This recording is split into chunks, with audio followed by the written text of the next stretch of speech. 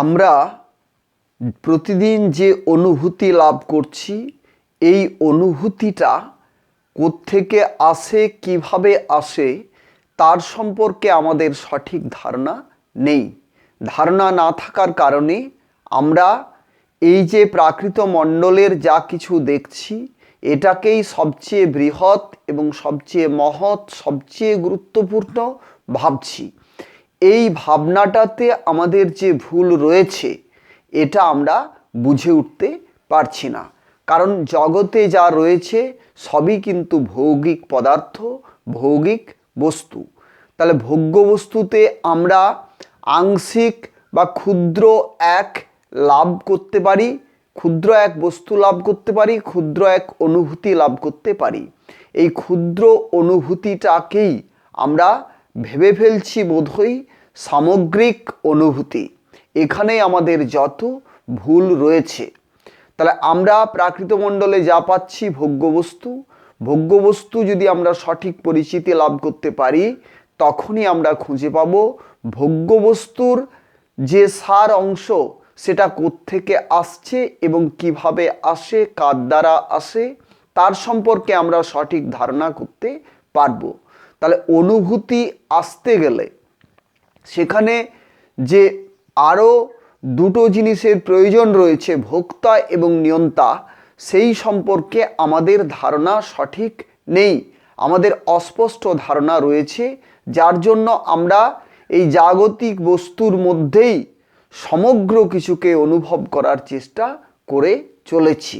এবং এই ভ্রান্তি থেকেই আমরা সবচেয়ে বেশি বিভ্রান্ত হচ্ছি। কারণ অনুভূতি এই জগতের কোনো জায়গাতে নেই।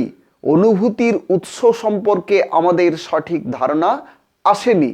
আমাদের অনুভূতি সম্পর্কে যদি সঠিক ধারণা আমরা করতে পারি, তাহলে আমরা অতি সহজেই বুঝতে পারতাম যে অনুভূতি আসে যে জায়গা থেকে, সেই জায়গার দিকে আমরা দৃষ্টি দিতাম।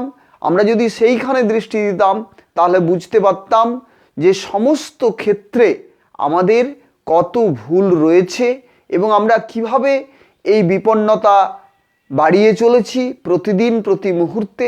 আমাদের ভোগের ক্ষেত্রে কেন এত অসুবিধা, সেটা আমরা কিভাবে তৈরি করেছি এবং কেন এই অসুবিধা প্রতিদিন আমরা প্রতিনিয়ত এরই যে পুনরাবৃত্তি করে চলেছি, এই সম্পর্কে আমরা সঠিক, স্বচ্ছ এবং স্পষ্ট একটা ধারণা করতে পারতাম।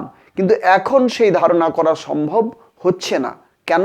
কারণ ভোগ্য বস্তুকেই জীবনের একমাত্র সার ভেবে নিয়েছি।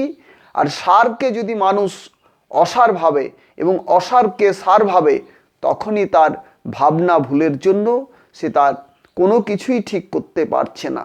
কারণ নির্দিষ্ট মান ছাড়া নির্দিষ্ট গুণ লাভ হয় না। তাহলে যেখানে মান কম, সেখানে যদি বেশি গুরুত্ব দেওয়া হয়, মান নিজের নষ্ট হচ্ছে এবং যে গুণমান যার রয়েছে তারও সেটা নষ্ট হচ্ছে। এই নষ্ট ভাবনাটা আসছে কোত্থেকে?